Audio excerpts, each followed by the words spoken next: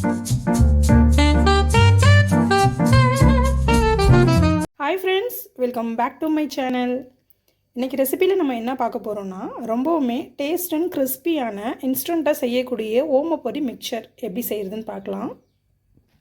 அதுக்கு தேவையானவே 1 கப் அளவுக்கு கடலை மாவு எடுத்திருக்கேங்க. 1 ஸ்பூன் ஓமம். எந்த கப்பில் நம்ம கடலை மாவு எடுத்துருக்கோமோ இதே கப்பில் 1/2 கப் அளவுக்கு அரிசி மாவு எடுத்து வச்சுருக்கேன். ஃபர்ஸ்ட் ஓமத்தை நம்ம சுடுதண்ணி, வெதுவெதுப்பான சுடுதண்ணியில் 1 ஸ்பூன் எடுத்திருக்கேன். சுடுதண்ணி ஊற்றி நல்லா ஒரு 1/2 அன் ஹவர் ஊற வச்சுக்கலாம். வெதுவெதுப்பான நீரில் ஒரு 1/2 அன் ஹவர் நல்லா ஊறி வரட்டுங்க. அதுக்குள்ளே நம்ம மாவு பிணைஞ்சு எடுத்துடலாம். ஒரு பவுலில் நம்ம கடலை மாவு ஆட் பண்ணிக்கலாம். அதே கப்பில் அளந்து வச்ச அரிசி மாவையும் ஆட் பண்ணிக்கலாம்.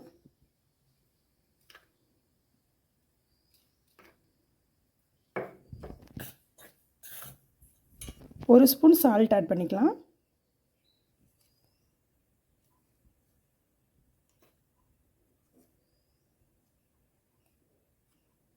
ஒரு 1/2 ஸ்பூன் மஞ்சள் தூள்.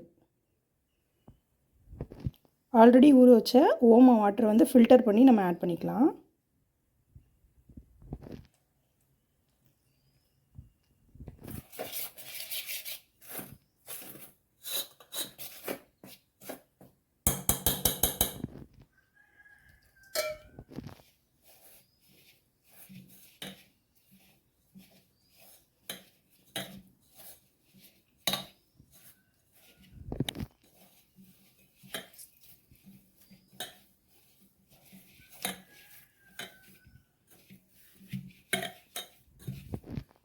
நல்லா மிக்ஸ் பண்ணியாச்சுங்க. இந்த ஸ்டேஜில் நல்லா சூடாக வெதுவெதுப்பாக இருக்கிற எண்ணெயை இதில் 1 ஸ்பூன் அளவுக்கு ஆட் பண்ணிக்கலாம்.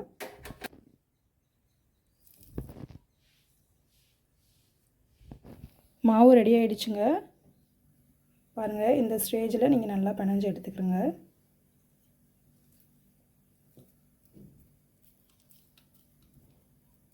இந்த அளவுக்கு ஒரு கடாயில் ஆயில் நிறையா சேர்த்து நல்லா ஹீட் ஆனதுக்கப்புறம், ரொம்பவும் சூடாகிடக்கூடாதுங்க, இடியப்பங்கட்டையில் மாவை ஆட் பண்ணி நம்ம பிழிஞ்சு எடுத்துக்கலாம்.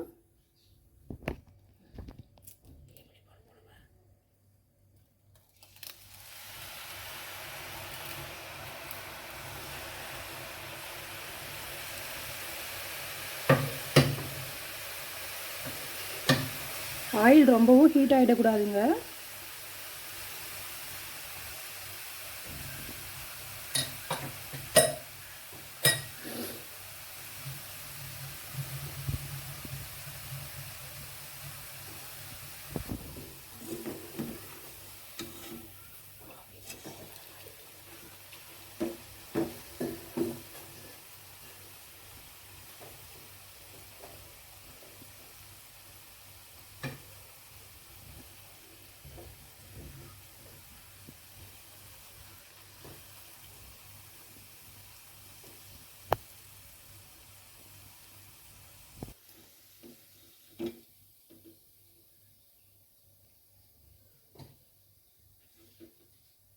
அவ்வளோதாங்க.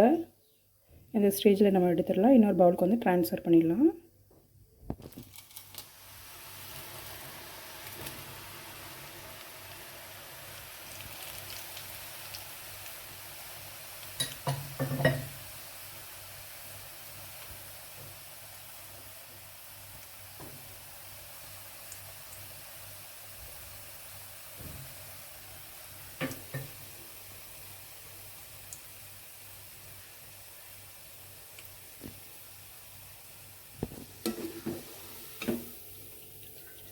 ரொம்பவும் ஈஸிங்க இது செய்கிறது. 3 பொருள் தான், ரொம்பவே சூப்பராக செஞ்சிடலாம். குழந்தைங்களுக்கு கொடுக்கலாம். ரொம்பவும் டேஸ்டியாக இருக்கும் சாப்பிட.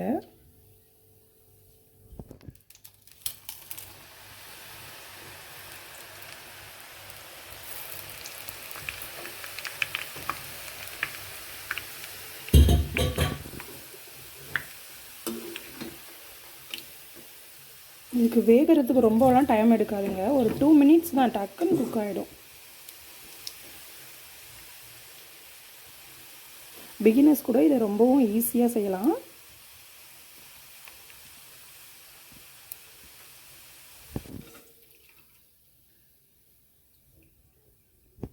ஃபைனலாக அதே எண்ணெயில் கருவேப்பிலை கொஞ்சம் போட்டு நல்லா பொரித்து அது மேலே போட்டுக்கிடலாம்.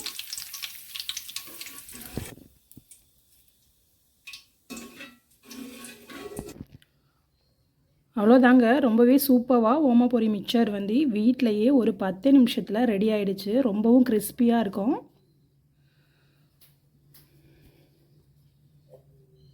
இந்த ஒரு ரெசிபி உங்களுக்கு பிடிச்சிருந்துச்சுன்னா என் சேனலை லைக் அண்ட் ஷேர் பண்ணுங்கள். மறந்துடாமல் சப்ஸ்கிரைப் பண்ணுங்கள். தேங்க்யூ.